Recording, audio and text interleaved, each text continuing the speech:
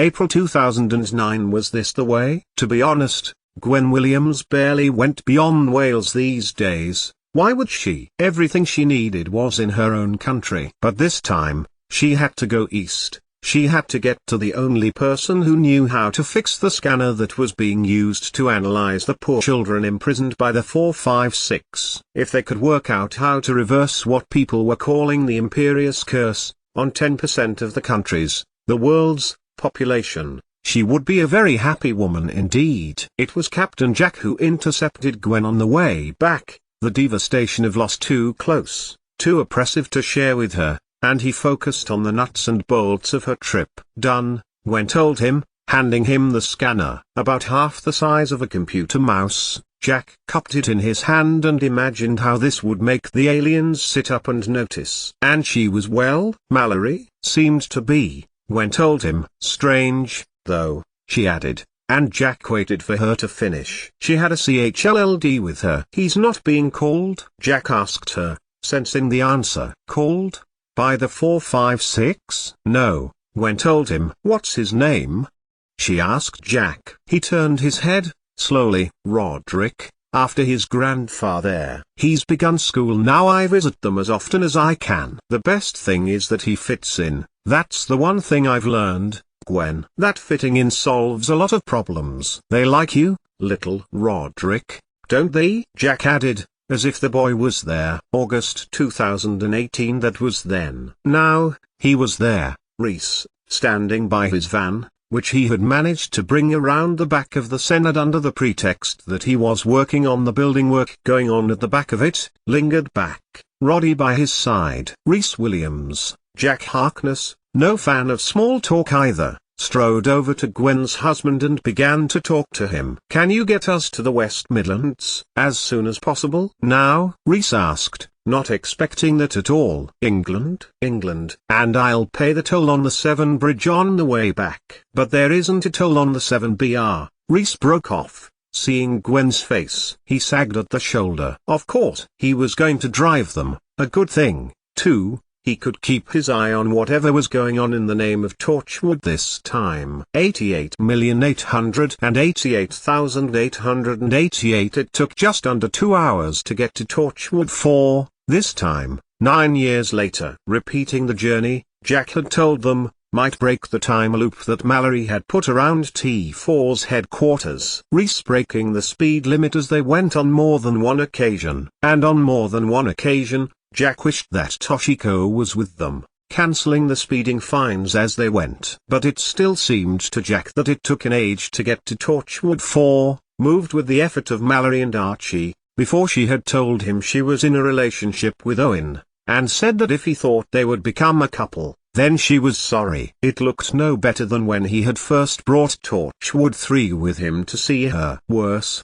Jack thought, for she had been tardy in her keeping of the door secure. Anyone could just walk in. He heard Gwen wince as she saw several corpses on the floor, about half a dozen, in various states of decomposition. Looks like anyone had, and that some sort of force had prevented them from leaving. Jack sighed, at his realization that he had underestimated Mallory Collier yet again. Careful, said Jack, as Gwen moved from the hall into the living room. It seems that time has leaked from the rift. That's what did for those poor souls, he added. Mallory, Jack thought again as Roddy began to wander in amongst his mother's and grandparents' things. You did this, left a cruel trap. Time is a healer, it is true, but it is also a stealer of lives. He turned his head towards the bodies of the trespassers who had got stuck and could never leave the hall of Torchwood 4. Just ask them. A ripple, like a wave of air, passed through the house. Gwen turned,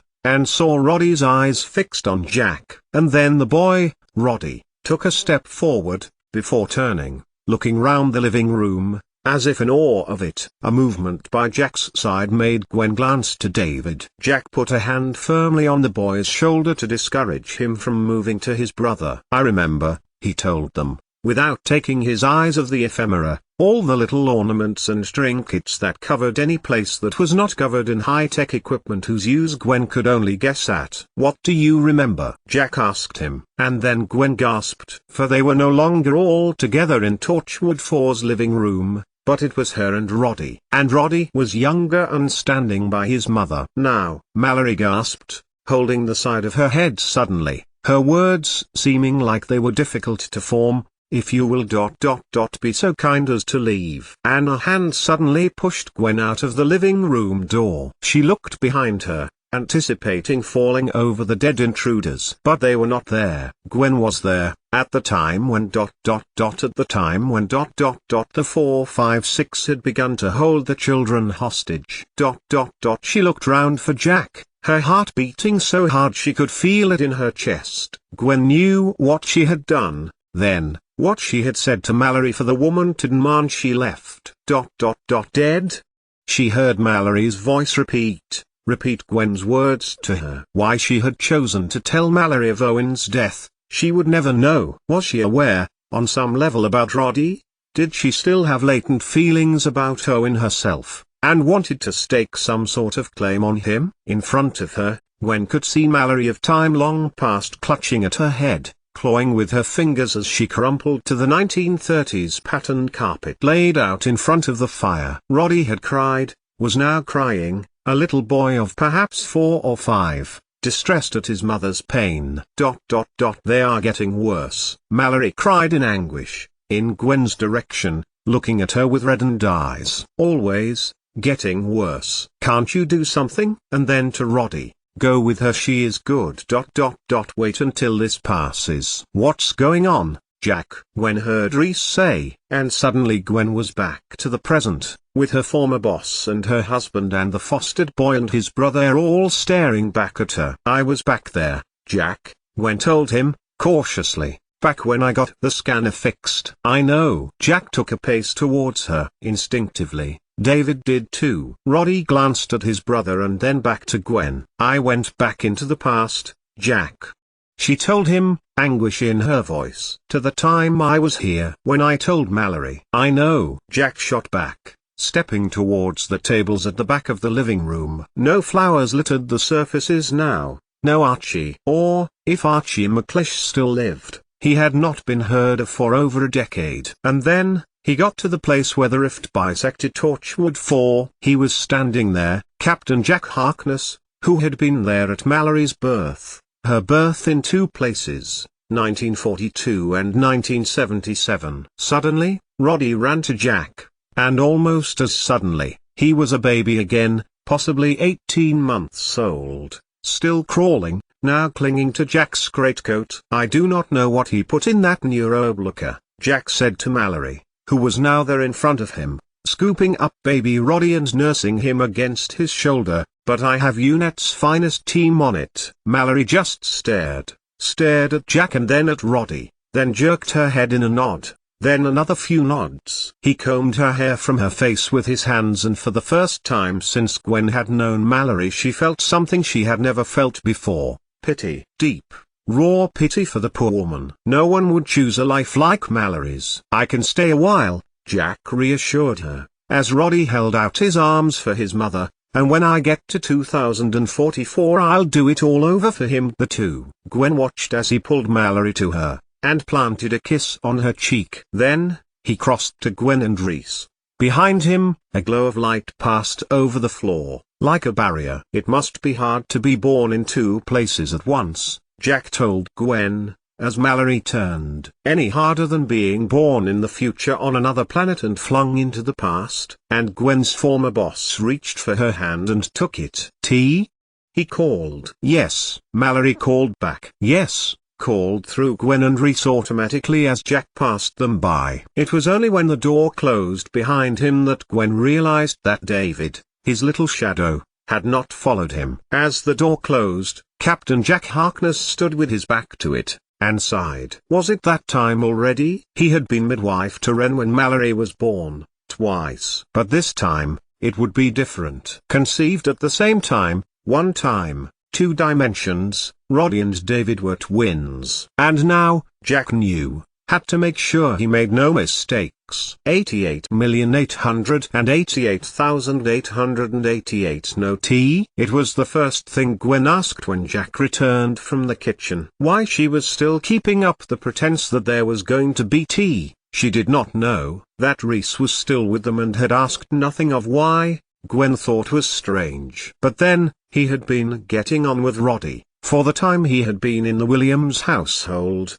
One morning, a few days before, he had been showing him football, and talking about his favorite subject, Cardiff City. Now, he was trusting Gwen's trust and Jack in all this. "We need to go," Jack told her. "Where?" Jack sighed, and looked around. Time was changing, and he was not the cause. That cause had come with them, he supposed, or had been with Torchwood 4's headquarters from the start. To help Mallory, he told them. To get Roddy and David. Get them. Birth them, he told Gwen. "But I cannot do this alone. And there is no one else." "For what?" Gwen demanded. "Birth children who already exist." "Jack, I don't understand." "Then, listen." It had taken Reese's stoic, stolid words to bring his wife to her senses. He turned to Jack, looking at the floor where the orange, glowing line had been. Then, he caught Jack's eye and the captain gave Reese Williams a nod. "They were born beyond the rift. Far, far beyond," he told them. "What do we do?" "You don't know?" Jack shook his head. Toshiko, Owen, Ianto ... all gone. All had figured out Mallory, or were trying to. Between them. They knew, he added, the rest of the team. Owen. The name stood between them, unsaid. "He knew?" Gwen asked, running a hand through her short, graying hair. "He knew, and was going to abandon us all to be with her," Jack told her. But then, the rumble came from all around them. Nothing smashed or tumbled from tables, but the walls moved and the ground shook. Gwen gripped Reese and swore something in Welsh as the ground seared open. "Come on," Jack called, heading to the rent in the ground. It glowed orange, as if it had had its ready break. "Where?" Gwen cried, as another rumble hit them. A window smashed high above them. "Not you." Jack glanced at Gwen. She turned, Reese still holding her arm, and looked where Jack had been looking. He was unmistakable. Gaunt, thin, eyes that twinkled with 1,000 diamonds. "Billis?" she managed. Reese could only stare. Questions beyond him now, answers irrelevant. Hanging on was all he could do now. "Archie," Jack breathed. "You came." "Came?" His voice was withered, thin, reedy like ancient recorded speech from a time of gramophones and flapper dresses and cars that had to be cranked with a handle. "I never left, Jack Harkness, as well you know." "Archie McLeish?" Billis Manger turned to look at Gwen and, at once, she felt as if her soul was being sucked from her body, all her memories turned to mush and pouring out of her ears. "Ah, yes, I was Archie, once," he told her. "A very, very long time ago, in my timeline." He sighed. "There was Ren ... there was Mallory." "Come," Jack called, his voice punching the air between them. "Come, before there is another shockwave." "Tell them later." "We have to go now." "Tell us what?" This time, it was Reese who asked, giving Jack a fixed stare. "Mallory is about to give birth to twins," Jack told him. "In different parts of space-time. If they were to meet," he glanced to Gwen. "It could mean the end of the world?" Gwen asked, shaking her head in disbelief, ignoring the unnerving image of the open rift out of the corner of her eye. "How many times have I heard that one? How many times has it been true?" This time, it was Billis Manger stepped between Jack and Gwen. "I have seen it with your organization so many times," he hissed to her. But this time, it was Jack who interrupted. "Not the world, Archie," Jack warned, his hand raised. "The end of the universe." Gwen watched an ancient man take a deep breath, sighing with the effort of physical exertion and mental weariness. "You want us to help, Jack?" Gwen asked, wanting to break from the intensity that was Billis Manger, a man they had met before, who had unleashed the great devourer from the rift. She could not think of that now. "You, and Reese," he told them both. "Wait here, just by the fracture." Jack pointed to the tear in the floor, carpet fibers hanging over the edge. "Whatever happens before you see me again, wait here, and nowhere else." But that wasn't good enough. Nowhere nearly good enough an explanation. Gwen wanted to know. She demanded to know. And then Gwen Williams screamed, deep and long, as both Jack and Archie hurled themselves into the void.